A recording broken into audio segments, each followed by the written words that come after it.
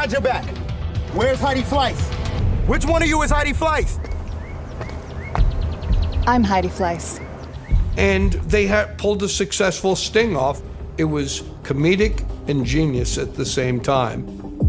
The LAPD arrests 27-year-old Heidi Fleiss and charge her with pandering and drug possession. From brilliant leaders who created vast networks of control to empires destroyed by greed, betrayal, and justice. Get off of me! I'll tell you, once Heidi turned on her, I can promise you this, Madam Alex never forgave Heidi Fleiss. Saying Heidi gave you drugs? Yes, and one of the men that she sold me to beat me up and raped me. They rose to power like legends and vanished just as quickly, leaving destruction behind. They're brothers, but so were Cain and Abel. They were into porn, they were into drugs, they were into anything they could get their hands on to make money. The rise and fall of notorious criminal empires have always captured attention with their daring acts. When Joe Jr. found out about it, he felt dishonored by the father, and he tried to kill him. So who shot the whale? Well, it wasn't the Colombos. It was Joe Jr. He's pissed off because his dad is sleeping with Junior's wife's mother. You can't make this stuff up. The first is about the Pirano Brothers, who built an empire with Deep Throat, the most profitable adult movie ever, but greed and betrayal tore their family apart, leading to violence and tragedy. This is the shocking story of how their rise ended in chaos.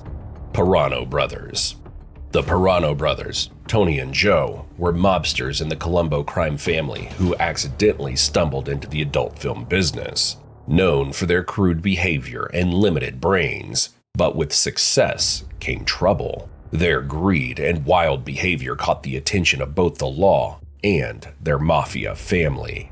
The brothers were playing with fire, and it was only a matter of time before their rise turned into something far more dangerous. The massive success of Deep Throat brought the Piranos incredible wealth, but it also earned them a reputation within the mob as reckless and unreliable. Tony, the more cunning of the two, handled the business side with some finesse, while Joe, known as the Whale, was seen as a greedy, bumbling liability. As their fortune grew, so did their problems. Greed took hold, and their once tight bond began to crumble. Accusations of theft and betrayal swirled, turning the brothers against each other and setting the stage for a dangerous rift. Tensions peaked when Tony accused Joe and his son, Joe Jr., of skimming money. To protect his interests, Tony conspired with the Colombo bosses to eliminate Joe and his son. In a chilling betrayal, Tony facilitated a mob-ordered ambush. However, a prior family conflict overshadowed the setup. Joe Jr. had already attempted to kill his father over a personal betrayal, further exposing the toxic dynamics in the family. Felt dishonored by the father, and he tried to kill him. So who shot the whale? Well, it wasn't the Colombos. It was Joe Jr. He's pissed off because his dad is sleeping with Junior's wife's mother. You can't make this stuff up. When Joe Jr. found out about it, he felt dishonored by the father, and he tried to kill him. It turns out the whale's biggest talent is absorbing lead. The aftermath of the Pirano brothers' rise and fall was bleak. The family's influence faded as Deep Throat profits dried up with the advent of home video. Joe the Whale and his family sticking to the story that a couple of guys. Cops' protocol for any mafiosi, but fates, lying to your bosses, betrayals, and that regret. you don't do. Even Salvatore Big S Moda, the hitman involved in the ambush, later reflected on the pain and destruction caused by the family's greed and deceit. Next, we have Al Capone, the notorious Scarface, who ruled Chicago's underworld during the Prohibition. Al Capone. Growing up in a rough neighborhood, he struggled to stay out of trouble. At 14, Capone's education ended abruptly when he was expelled for hitting a teacher, leaving him to fend for himself on the streets. It was during this time that he met Johnny Torrio, a well-known gangster who became his mentor.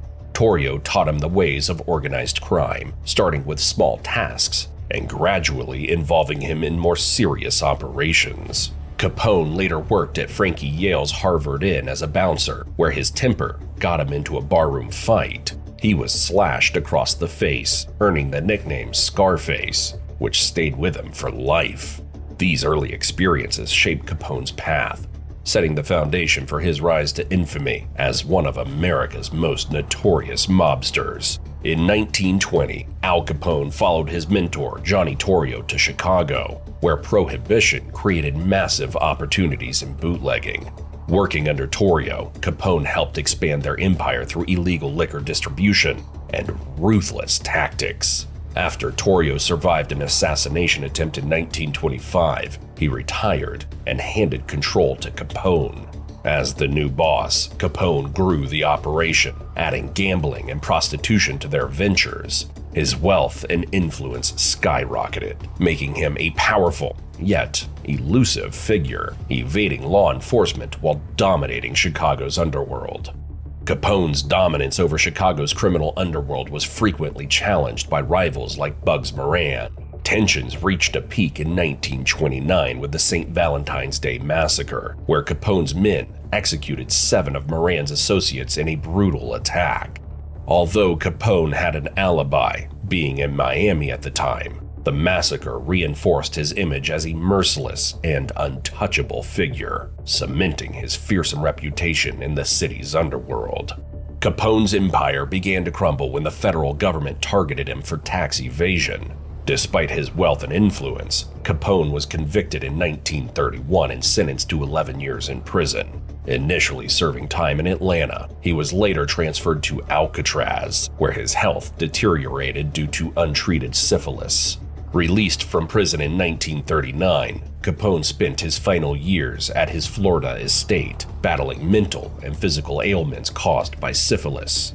He died in 1947 at the age of 48. Despite his violent legacy, Capone remains a legendary figure, often romanticized in popular culture as a symbol of the Roaring Twenties and the excess of organized crime. Let's dive into the criminal life of another criminal aura of Mr. Asia Syndicate. Mr. Asia Syndicate. It started with a grim discovery in a flooded UK quarry in 1979. A clue that unraveled the Mr. Asia Syndicate, a drug empire born in New Zealand. Led by Marty Johnstone and the ruthless Terry Clark, the operation spanned continents, fueled by heroin, greed, and betrayal. In the 1970s, New Zealand's criminal landscape was dominated by the Mr. Asia Syndicate, a sophisticated drug trafficking network led by Terry Clark and Marty Johnstone.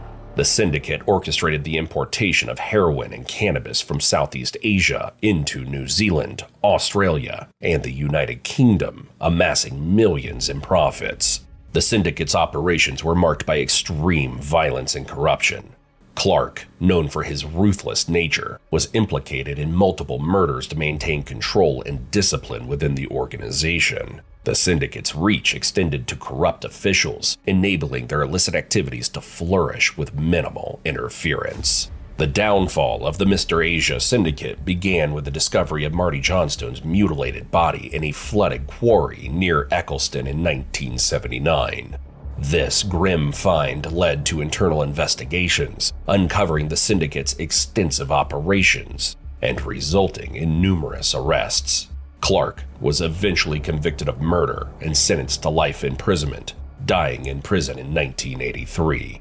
The syndicate's activities had a profound impact on drug enforcement policies in New Zealand and Australia.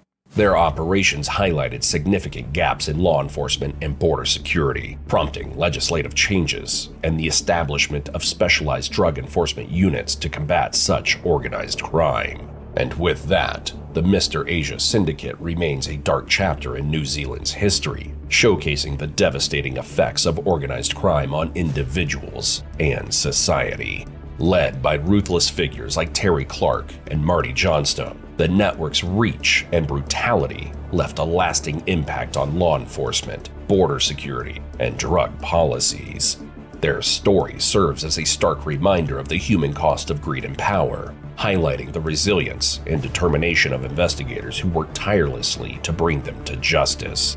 Today, the Syndicate's rise and fall are both a cautionary tale and a chilling glimpse into the underworld. Next, we've got Frank Lucas, who rose from poverty to dominate America's drug trade, building a multi-million-dollar empire through bold innovation and ruthless ambition. Frank Lucas. Frank Lucas was born in 1930 in rural North Carolina, where poverty and systemic racism shaped his early years. Witnessing the brutal lynching of his cousin ignited a determination to escape hardship. After a violent altercation with the Ku Klux Klan, 16-year-old Lucas fled to Harlem in search of a better life. Harlem in the 1940s was a vibrant yet turbulent hub of culture and crime, where Lucas began hustling in the streets, eventually catching the attention of Ellsworth "Bumpy" Johnson, Harlem's most powerful crime boss. Under Bumpy's mentorship, Lucas learned the inner workings of the drug trade. Bumpy Johnson's death in 1968 left a power vacuum in Harlem's underworld. Seizing the opportunity, Lucas built his empire with bold innovation. He bypassed the mafia's heroin supply chains by directly sourcing from Southeast Asia's Golden Triangle, where he partnered with U.S. Army Sergeant Leslie Ike Atkinson. Using military flights and even coffins of fallen soldiers, Lucas smuggled heroin into the United States, branding it Blue Magic. His direct approach disrupted traditional drug networks, allowing him to dominate the market with higher quality heroin at lower prices, making millions weekly. At its peak, Lucas's empire stretched across the eastern U.S., employing family members for loyalty and secrecy. His wealth was legendary, with lavish mansions, luxury cars, and even a pet tiger. However, his success attracted the attention of both rivals and the mafia, whom he had bypassed. Tensions with the mafia and rival Harlem drug lords resulted in violent confrontations. Despite the threats, Lucas outmaneuvered his enemies, solidifying his dominance. However, his infamous chinchilla coat and hat, worn to a high-profile boxing match, brought him unwanted attention from law enforcement. By the 1970s, Lucas's audacity had made him a prime target for law enforcement. Detective Richie Roberts spearheaded the investigation, exposing Lucas's operation and the corruption enabling it. In 1975, coordinated raids dismantled his empire, leading to his arrest. Facing several charges, Lucas cooperated with authorities, providing information that led to the conviction of over 100 officials and criminals. Though his decision reduced his sentence, it alienated him from his former allies, tarnishing his reputation in the criminal underworld. Lucas served 12 years in prison before being released in 1991. Frank Lucas's rise and fall are a testament to ambition, ingenuity, and the destructive allure of power. His story, immortalized in the film American Gangster, highlights systemic issues like poverty, racism, and corruption. In his later years, Lucas sought redemption, speaking about the dangers of the drug trade and reconnecting with his family. He passed away in 2019, leaving a complex legacy as both a criminal mastermind and a cautionary tale. His life remains a symbol of the duality of the American dream, where great success often comes at a devastating cost. And finally, we have Heidi Fleiss, the Hollywood madam, who gained fame in the 1990s for running a high-end prostitution ring for Hollywood's elite. Heidi Fleiss. Heidi Fleiss grew up in Beverly Hills, the daughter of a respected doctor. Rebellious and business savvy from a young age, she transitioned from running a babysitting service to entering the world of wealthy older men. Introduced to Madam Alex, Hollywood's top madam, Heidi learned the trade and eventually took over the operation after Alex's arrest, building her own empire with younger women and high-profile clients. Heidi's infamous red leather Gucci notebook contained the names and preferences of Hollywood's elite, from actors to studio heads. Her operation provided high-end companionship, often costing clients thousands a night. However, her boldness and greed created enemies, including disgruntled call girls and her ex-boyfriend, Ivan Nagy, who began working against her. Rumors of her client list terrified Hollywood's biggest names. In the early 1990s, Heidi Fleiss's thriving empire came crashing down when a disgruntled former call girl turned against her. The woman provided evidence to the police, including client credit card details and other incriminating documents. This led to an elaborate sting operation where undercover officers posed as wealthy businessmen seeking Heidi's services. When Heidi agreed to send her girls in exchange for $6,000, the trap was set. Police arrested Heidi and seized her infamous red leather notebook containing the names of her high-profile clients. Hollywood was gripped with panic as stars, studio heads, and politicians feared being exposed. Despite intense pressure, Heidi refused to betray her clients, further fueling the mystery surrounding her secret list. Her silence kept Hollywood guessing, but her arrest marked the beginning of her dramatic fall from grace. Heidi was convicted in 1994 for pandering and sentenced to 37 months in prison. Celebrities like Charlie Sheen testified against her, admitting to spending thousands on her services. Despite her defiance, prison stripped Heidi of her wealth and status, leaving her nearly penniless upon release. Post-prison, Heidi struggled with addiction and attempted various business ventures, including a failed Nevada brothel and a clothing line. She later became known for rescuing parrots, finding solace in their loyalty. Heidi remains a cultural figure, remembered for running Hollywood's most notorious prostitution ring, with her black book's secrets still protected. And one of the men that she sold me to beat me up and raped me.